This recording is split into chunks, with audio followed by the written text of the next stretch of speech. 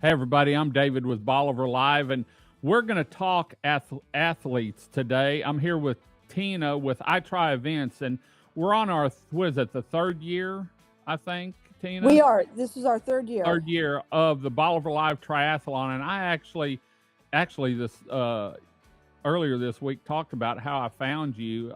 We were up at Livingston, my wife and I, and all of a sudden I look up and there's all kinds of runners going up a big hill, and did some research, and Tina's been putting on events all over Texas, mainly around the Houston area. And I asked her, and when she came down here, I can still remember us going to the Crab Festival grounds, but when we pulled in Fort Travis, you said this is it. I did. I absolutely love Fort Travis. It has such a view and it just offers so much to our athletes. Let's talk about the event this year. It's grown every year, and the weather's been great every year, actually. And so I hope it is this year. But let's talk about the different events, because it's not just one triathlon. There's actually two triathlons. There's a smaller one and a bigger one. Let's talk about that for those that maybe want to try it out. Right. So we have a sprint, which offers a 500-meter swim, a 12.5-mile bike out and back, and then a 3-mile run. And then for our Olympic distance, we have a 1,500-meter swim, 26 bike, and then a 6-mile run. And so we have a little bit for everyone. And I know whenever you've done it in the past, just so everyone knows, the swim is down between Fort Travis and the jetties, and you can't beat someone must be at the front door. Yes. You can't beat the view from up on Fort Travis, being able to see everyone do the swim, and then they'll get off their bikes and they go or get out of the water. They pick up their bikes there at the boat ramp, and then they ride. Don't they ride to like the elementary school?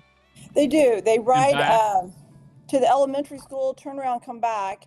And if they're doing the long one, then they'll do that twice.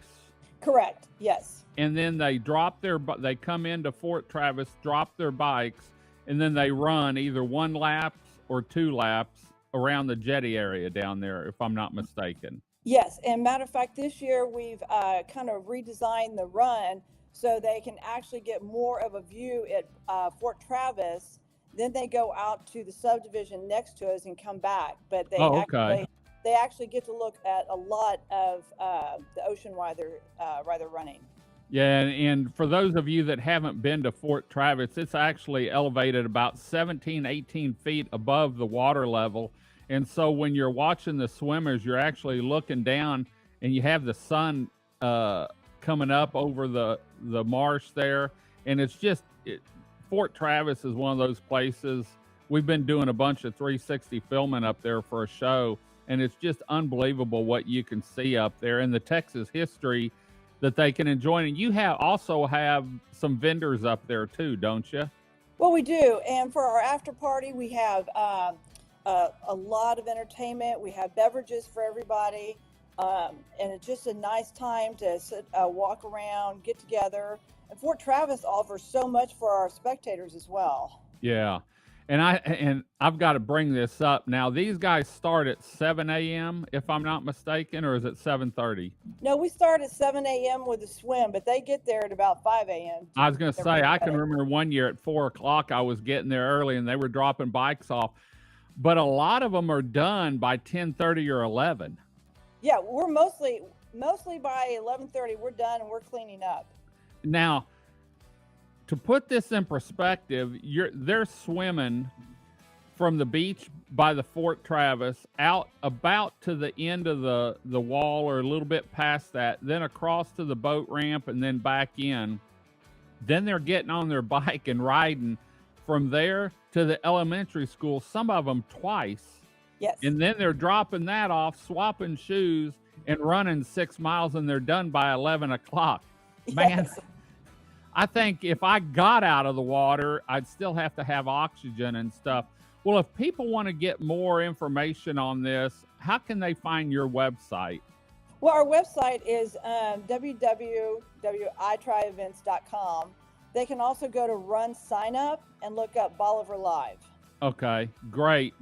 Well, we always stream the swim there, and it's neat because you see adults, you see kids, and everyone's always told me it's not about winning; it's just about finishing for a lot of them. It truly is.